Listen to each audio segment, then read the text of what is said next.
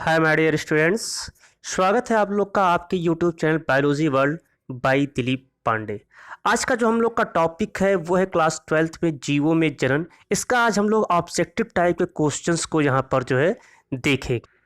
तो हम लोग का जो पहला क्वेश्चन है वो है जीवधारी के जन्म से मृत्यु के बीच की अवधि कहलाती है। अगर समझ रहे हो कि जैसे हम लोग बोलते हैं कि किसी भी जीवधारी का जो जन्म से लेकर के उसकी मृत्यु तक की अगर अवस्था की बात किया जाए तो उसको हम लोग जो है जीवन काल के नाम से जानते हैं। किशोर काल चूंकि एक अवधि होती है, परिपक्व काल भी जो है एक अवधि होती है, जीर्ण काल भी एक अवधि होती है। किशोरावस्था जैसे या परिपक्व अवस्था इसको हम लोग युवावस्था भी कहते हैं, जीर्ण काल जैसे कि वृद्धावस्था कहते हैं। तो ये एक चरण होता है। जबकि अगर हम बात करें जीव जन्म से मृत्यु के बीच की अवधि को तो उसको कहा जाता है जीवन काल। अतः हमारा जो राइट आंसर होगा वो जो है पहले क्वेश्चन का ए जो हो ये राइट आंसर यहाँ पर होगा। दूसरे क्वेश्चन की बात की जाए तो कहता है दो विपरीत युग्मकों का समीकरण कहलाता है। देखिए जब दो विपरीत युग्मक जैसे नर तथा मादा युग्मकों का यह समीकरण किया जाए, समीकरण मतलब होता है संयुग्मन करना। तो यहाँ पर चूंकि जो क्लोन बनता है वो असेक्सुअल रिप्रोडक्शन की देन है और सेक्सुअल रिप्रोडक्शन में जो होता है वहाँ पर युग्मकों का संलयन नहीं होता है, समेकन नहीं होता है। अतः यहाँ पर हमारा जो आंसर रहेगा वो बी रहेगा, निषेचन रहेगा। निषेचन की परिभाषा भी कहलाती है कि नर तथा मादा युग्मकों के संलयन होने की प्रक्रिया को निषेचन कहते हैं। अतः हमारा जो आंसर होगा दूसरे वाले का वो होगा जो है निषेचन। तीसरे क्वेश्चन की बात करते हैं तो तीसरा क्वेश्चन कह रहा है कि जनकों के समान संतति कोशिकाएं कहलाती हैं।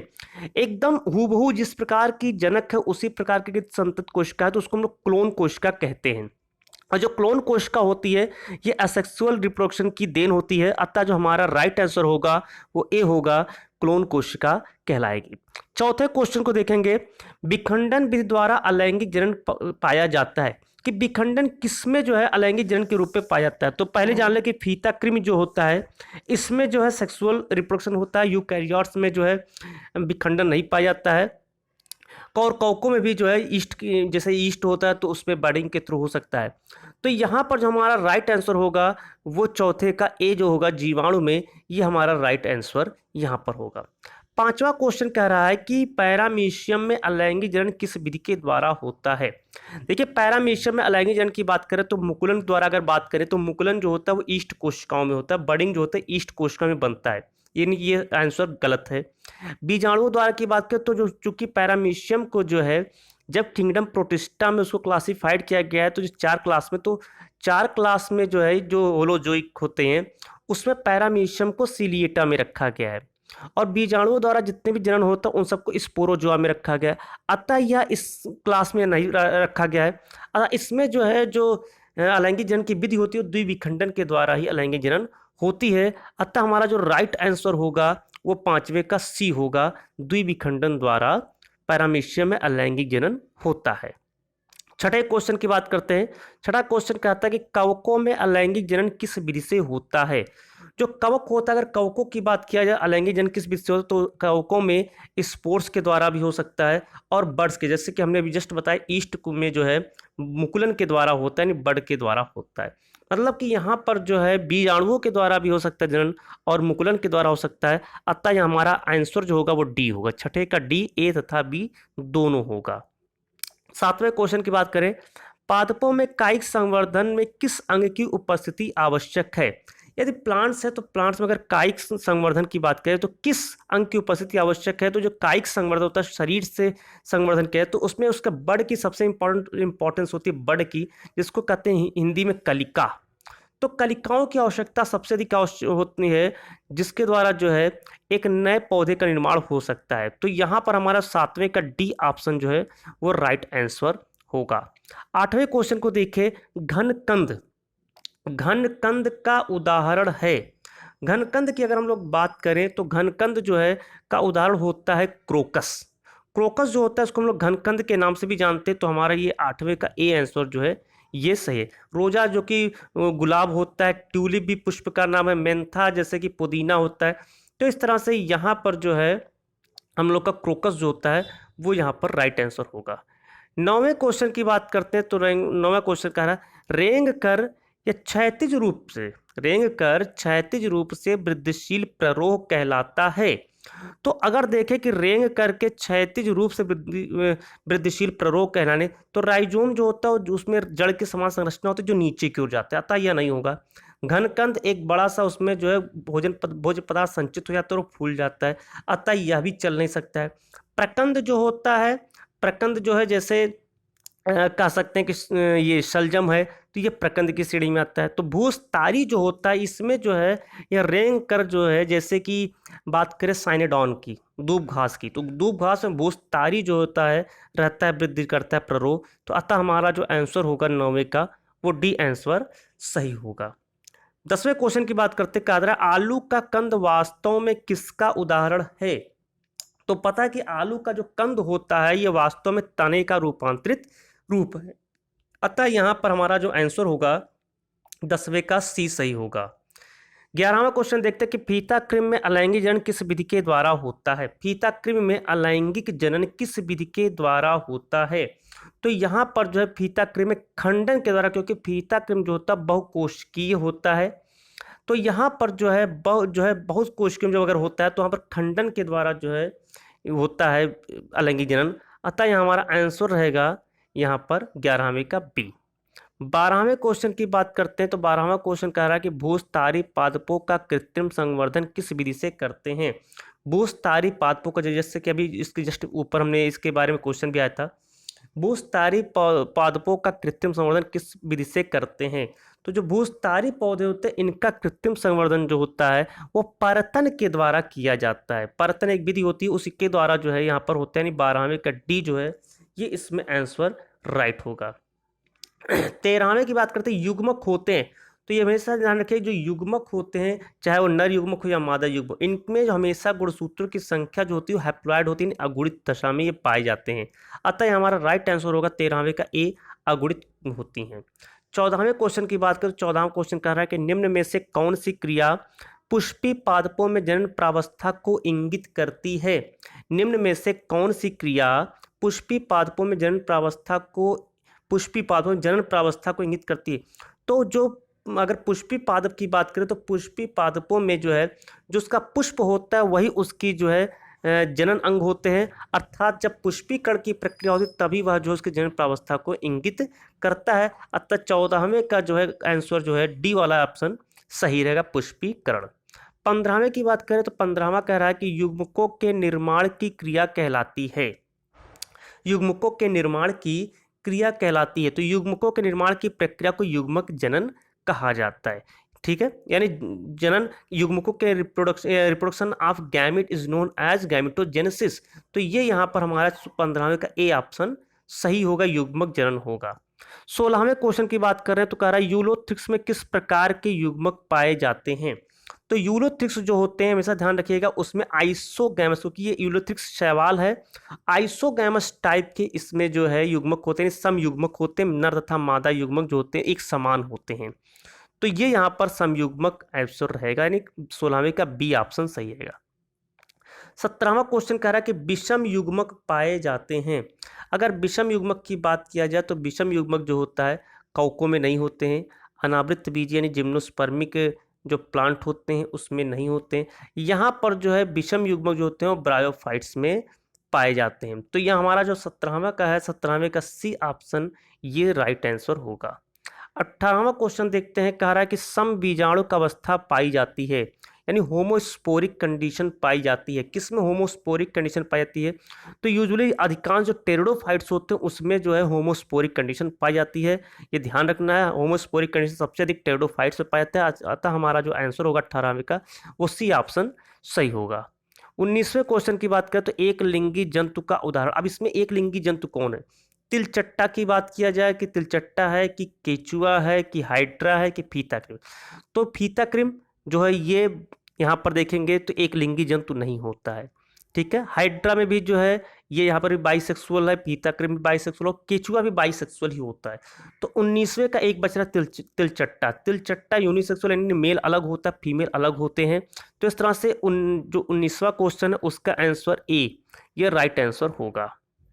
20वें क्वेश्चन की बात करें तो कह रहा है कि समसूत्री विभाजन के पश्चात गुणसूत्रों की संख्या रहती है। देखिए जब माइटोटिक सेल डिवीजन की बात यहाँ पर हो रही है, समसूत्री विभाजन की, तो सम मतलब समान और सूत्री मतलब गुणसूत्र, यानी गुणसूत्रों की संख्या समान होती है, तो उसको हम लोग समसूत्री विभाजन कहते हैं। अर्थात यहाँ पर आंसर जो होगा 20वें का बी जो है राइट आंसर होगा। 21वां क्वेश्चन की बात करें, 21वां क्वेश्चन कह रहा है कि आवृत्तबीजी पादपों में नर युग्मकों का स्थानांतरण किसके द्वारा होता है। आवृत्तबीजी पादपों में नर युग्मकों का स्थानांतरण किसके द्वारा, तो जो नर युग्मक होते हैं वो नर युग्मक परागकण के माध्यम से जो है वो चलते हैं, तो उसको यहाँ पर राइट आंसर होगा नर युग्मक। इसको जो परागकण होते हैं उसको हम लोग नर युग्मक के नाम से भी जानते हैं, तो ये हमारा राइट आंसर 21वीं का ए होगा, परागकण। 22वें की बात करें तो युग्मनज प्राय होता है, युग्मनज अर्थात जाइगोट जिसको हम लोग कहते हैं। तो जो जाइगोट होता है हमेशा ध्यान रखिए कि जब नर तथा मादा युग्मकों का संलयन होता है तब जाइगोट बनता है, अर्थात युग्मनज बनता है। अतः जब नर युग्मक भी हैप्लॉइड होता है, मादा युग्मक हैप्लॉइड होते हैं, दोनों आपस में संयुक्त होते हैं तो डिप्लॉइड कोशिका का निर्माण होता है। अतः इसका राइट आंसर होगा द्विगुणित। 23वें की बात कर रहे हैं कि बाह्य निषेचन पाया जाता है। बाह्य निषेचन किसमें पाया जाता है इसकी बात किया जाए तो जैसे मानव में पाया जा रहा है, या फिर जो मेढक में, या बंदर में, या सरीसृप, यानी शरीर के बाहर जो है निषेचन की प्रक्रिया हो। तो मानव में भी ऐसा नहीं हो सकता है, बंदर में भी नहीं, तो ना ही सरीसृप में होता है।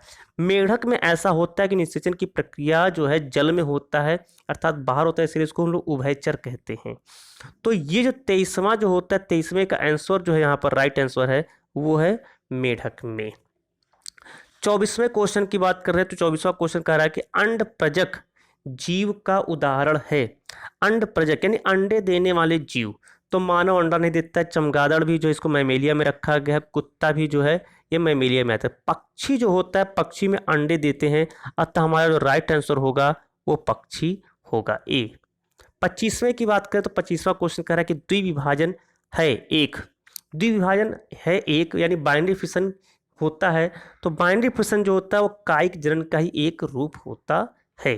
अतः हमारा जो आंसर होगा वो 25वें का बी राइट आंसर होगा। 26वें क्वेश्चन की बात करें कि यदि एक कायिक कोशिका में 40 गुणसूत्र है तब उसके युग्मक में कितने गुणसूत्र होंगे। अब ये जस्ट मैंने बताया कि अगर उसके युग्मक की बात करें तो युग्मकों में गुणसूत्रों की संख्या आधी हो जाती है, अतः अगर वो 40 है तो उसमें युग्मकों में गुणसूत्रों की संख्या 20 होगी। तो इस प्रकार से इसका राइट आंसर 26वें का होगा B20। अब आते हैं यहाँ पर कुछ जो है हम लोग बात करते हैं, कुछ कॉम्पिटिटिव जो है एग्जाम्स में पूछे जाने वाले जो क्वेश्चंस की बात करते हैं। तो यहाँ पर पहला क्वेश्चन देखेंगे जो कंपटीशन की दृष्टि से भी यहाँ पर देखा जाता है कि CPMT में ये सारे क्वेश्चन पूछे जा चुके हैं। तो इन सब चीज़ों की अगर हम लोग यहाँ बात करें कि कौन से क्वेश्चन हैं, जैसे सबसे पहले CPMT में 2010 से पूछा जा चुका है क्वेश्चन कि निम्नलिखित में से कौन स्वयं की पुनरुद्भवन क्षमता के लिए जाना जाता है। ये CPMT 2010 में क्वेश्चन आया था कि निम्नलिखित में से कौन स्वयं की पुनरुद्भवन क्षमता के लिए जाना जाता है। हाइड्रा जाना जाता है कि ओबेलिया, फाइसेलिया या ऑरेलिया। तो इसमें हमेशा ध्यान रखिए जो हाइड्रा होता है उसमें रीजनरेशन की क्षमता पाई जाती है, तो ये हमारा राइट आंसर पहले का होगा यहाँ पर ए। ये हमारा राइट आंसर ए यानी हाइड्रा में स्वयं में पुनरुद्भवन की क्षमता पाई जाती है। दूसरे क्वेश्चन की बात करें तो दूसरा क्वेश्चन AMU अलीगढ़ मुस्लिम यूनिवर्सिटी 2012 में क्वेश्चन आ चुका है कि केले में कायिक जनन होता है। केले में कायिक जनन होता है, तो केले में जब भी जनन होता है जो उसमें प्रकंद के द्वारा जो है कायिक जनन की प्रक्रिया होती है, अतः हमारा राइट आंसर होगा बी। तीसरा क्वेश्चन देखते हैं, ऐसा कायिक जनन जिनमें नए पौधे पत्ती के अविच्छिन्न शीर्ष पर विकसित होते हैं। ऐसा कायिक जनन जिनमें नए पौधे पत्ती के अविच्छिन्न डिसकंटिन्यूअस शीर्ष पर विकसित होते हैं तो पाया जाता है। ऐसा पाया जाता है अगर देखें अजूबे का जो पौधा होता है, अजूबे के पुष्प के ऊपर जो है इस प्रकार के जो है कायिक जनन की प्रक्रिया, अजूबे के पुष्प पर एक जो है वो पत्ती पर पुष्प के समान संरचना बनती है। तो इस तरह से इसका आंसर अजूबा होगा, और अजूबे का जो बोटेनिकल नेम होता है ब्रायोफिल्लम, अर्थात हमारा राइट आंसर होगा ब्रायोफिल्लम। ये क्वेश्चन AFMC में 2012 में पूछा जा चुका है। चौथा क्वेश्चन बात कर रहे हैं चौथा क्वेश्चन कह रहा है कि प्लेनेरिया में किसकी अधिक क्षमता होती है। तो प्लेनेरिया, कायांतरण की बात करें तो कायांतरण मतलब शरीर में जो है रूपांतरित करना। शरीर में जब वो एक जैसे लार्वल स्टेज से शिशु प्रावस्था में आता है तो कुछ अंगों का नया निर्माण होता है, उसको कायांतरण कहते हैं। पीढ़ी एकांतरण, alternation of generation, asexual to sexual, sexual to asexual reproduction होता है। तो यहाँ पर प्लेनेरिया जो होता है उसमें रीजनरेशन की अपार क्षमता पाई जाती है। ध्यान रखिएगा कि प्लेनेरिया में रीजनरेशन की अपार क्षमता पाई जाती है। अतः हमारा राइट आंसर पुनरुत्पादन, मतलब कि यहाँ पर जो है चौथे का जो है बी आंसर राइट आंसर होगा। ये AIPMT 2014 में पूछा जा चुका है। बात करते हैं पांचवें क्वेश्चन की, तो ये है सामान्यतः लैंगिक जनन उत्पाद उत्पन्न करता है। ये नीट 2013 में आया है, सामान्यतः लैंगिक जनन उत्पाद उत्पन्न करता है। तो इसमें आएगा कि नए आनुवांशिक संयोग जो विभिन्नता की ओर अग्रसर होते हैं। अगर लैंगिक जनन के द्वारा जो भी उत्पन्न होता है उसमें कुछ न कुछ वेरिएशंस पाए जाते हैं, क्योंकि वहाँ पर नर युग्मक और मादा युग्मकों के मध्य संलयन होता है और दोनों के लक्षण में से किसकी लक्षण जो है वहाँ पर प्रदर्शित हो, यह जो है रैंडमली होता है। अतः यहाँ पर पांचवे का सी आंसर जो है वो राइट आंसर होगा। छठा क्वेश्चन कह रहा है कि कारा एक प्रकार का शैवाल है, ध्यान रखिए। कारा का उभय लिंगाश्रयी पादप दर्शाता है, क्योंकि कारा का जो पौधा होता है उसमें मेल एंड फीमेल दोनों जो है रिप्रोडक्टिव ऑर्गन एक साथ उपस्थित होते हैं, ये ध्यान रखना है। तो इसमें कारा का उभय लिंगाश्रयी, और ये भी जाने कि ऊपर की ओर जो होता है उसमें जो है फीमेल रिप्रोडक्टिव ऑर्गन और नीचे की ओर मेल वाला होता है। तो यहाँ पर हम देखेंगे ऐसा कहाँ पर ऑप्शन है, तो पुनधानी तथा स्तन एक ही पौधे पर होते हैं, ये तो बात सही है, लेकिन यहाँ पर जो इसकी पोजीशन पूछ रहा है, पुंकेसर और अंडक एक ही पौधे पर होता है, ऊपर की ओर पुनधानी तथा नीचे की ओर अंडधानी, आसानी हो, जबकि ऊपर की ओर अंडधानी और नीचे की ओर पुनधानी होना चाहिए। तो छठे का डी ऑप्शन यहाँ पर राइट आंसर होता है। ये हमारा जो है राइट आंसर इसमें जो है छठे का डी होगा। ऊपर की ओर अंडधानी और नीचे की ओर पुनधानी एक ही पौधे पर होता है। सातवें क्वेश्चन की बात करें, सातवां क्वेश्चन कह रहा है कि एक जीवाणु कोशिका लगातार प्रति मिनट विभाजित हो रही है, यानी एक मिनट में 1 से 2, 2 से 4, 4 से 8, 8 से 16, 16 से 32 इस तरह चल रही है। प्रति मिनट विभाजन द्वारा अपने द्रव्यमान को दोगुना करने पर यह कोशिका 1 घंटे में 1 कप को पूर्ण रूप से भर देती है। तो आधा कप भरने में कितना समय लगेगा, तो 1 मिनट में अगर 2 गुना हो रहा है, यहाँ पर देखेंगे कि 1 ही मिनट में 2 गुना हो जा रहा है और 1 घंटे में पूरा भरा है, इसका मतलब वो 1 मिनट में आधा जो कप था वो आधा कप पूरा कप जो है यहाँ पर फिल हो गया। अतः यहाँ पर 59 मिनट उसको लग गए आधे कप भरने में, लेकिन 1 मिनट जैसे हुआ तो आधे के स्वर्ण तो उसको 2 गुना करेंगे तो वहाँ पर जो है वो पूरा जो है कप भर जाता। अतः यहाँ पर हमारा राइट आंसर होगा सातवें का डी, 59 मिनट। 59 मिनट में पूरा आधा कप भरा होगा और 60वें मिनट में पूरा कप भर जाएगा। बात करते हैं आठवें क्वेश्चन की। आठवां क्वेश्चन कह रहा है कि निम्नलिखित में से किसके द्वारा फर्न में जनन तथा जीवन वृत्त का वर्णन प्रस्तुत होता है। कह रहा है कि निम्नलिखित में से किसके द्वारा फर्न में जनन तथा जीवन वृत्त का वर्णन प्रस्तुत होता है। यूपीसीपीएमटी 2014 पूछा गया है। अब ऑप्शन देखिए, पहला स्पोर, युग्मक, प्रोथैलस, स्पोरोफाइट। ऐसा जबकि नहीं हो सकता है, स्पोर और युग्मक दोनों यहाँ पर एक साथ रख दिया है। युग्मक, स्पोर, प्रोथैलस, पादप, ये सभी प्रक्रिया यहाँ पर नहीं हो सकता है, क्योंकि यहाँ पर फर्न के जीवन वृत्त की बात यहाँ पर ये कर रहा है। तीसरा है प्रोथैलस, स्पोरोफाइट, युग्मक, फर्न, पादप, ऐसा भी नहीं हो सकता है। स्पोरेंजिया, स्पोरेंजिया शब्द देखिए यहाँ पर आ गया। स्पोरेंजिया के अंदर होता है स्पोर्स, तो देखिए स्पोरेंजिया से स्पोर बनता है, स्पोर से प्रोथैलस और प्रोथैलस से स्पोरोफाइट और उससे पादप। ये हमारा राइट आंसर ही यहाँ पर होगा। आठवें का जो है डी जो है ये राइट आंसर यहाँ पर होगा। नौवें की बात करें, नौवां कह रहा है AIPMT 2015 क्वेश्चन है कि निम्न में से कौन सा युग्म सुमेलित नहीं है। तो यहाँ पर हम लोग देखेंगे कौन सा युग्म सुमेलित नहीं है। तो राइजोम, केरला में राइजोम पाया जाता है, सही है। भूस्तारिका जलकुंभी में पाया जाता है, ये भी सही है। कोनिडिया पेंसिलियम में होता है, ये भी सही। लेकिन सारगासम यानी कि शैवाल है, द्विविभाजन नहीं होता, क्योंकि ये जो मल्टी सेलुलर होता है। अतः यहाँ पर जो सुमेलित नहीं है वो होगा नौवें का जो बी है, वो यहाँ पर सुमेलित नहीं है। तो नौवें का जो बी ऑप्शन है ये यहाँ पर राइट आंसर होगा। बात करें 10वें क्वेश्चन का। 10वां क्वेश्चन कह रहा है कि युग्मनजी अर्धसूत्री विभाजन किसका विशिष्ट लक्षण है। ये नीट 2017 में क्वेश्चन आ चुका है। कह रहा है कि युग्मनजी अर्धसूत्री विभाजन किसका विशिष्ट लक्षण है। तो युग्मनजी अर्धसूत्री विभाजन जो होता है, हमेशा ध्यान रखिए, क्लेमाइडोमोनास का विशिष्ट लक्षण होता है। अतः हमारा राइट आंसर यहाँ पर होगा क्लेमाइडोमोनास। ये 10वें का सी। लास्ट क्वेश्चन देखते हैं। निम्न में से कौन सा सुमेलित नहीं है। ये नीट 2017 में भी आ चुका है। निम्न में से कौन सा सुमेलित नहीं है। तो साइकस एक लिंगाश्रयी या भिन्न लिंगाश्रयी, ये राइट आंसर है। साल्विनिया विषम बीजाणु, ये भी राइट आंसर है। इक्विसिटम विषम बीजाणु, ये भी राइट है। पाइनस एक लिंगाश्रयी या भिन्न लिंगाश्रयी, ये यहाँ पर जो है रॉन्ग आंसर है। अतः ये यहाँ पर सही से सुमेलित नहीं है। अतः हमारा 11वें का डी ऑप्शन जो है वो राइट आंसर यहाँ पर होगा। तो इस प्रकार जो है, जो हम लोग का ये पहले चैप्टर रिप्रोडक्शन ऑर्गेनिज्म, उसके कुछ ऑब्जेक्टिव क्वेश्चन यहाँ पर देखे। धन्यवाद। मिलते अगले जो है हम लोग नए टॉपिक पर। तब तक के लिए धन्यवाद।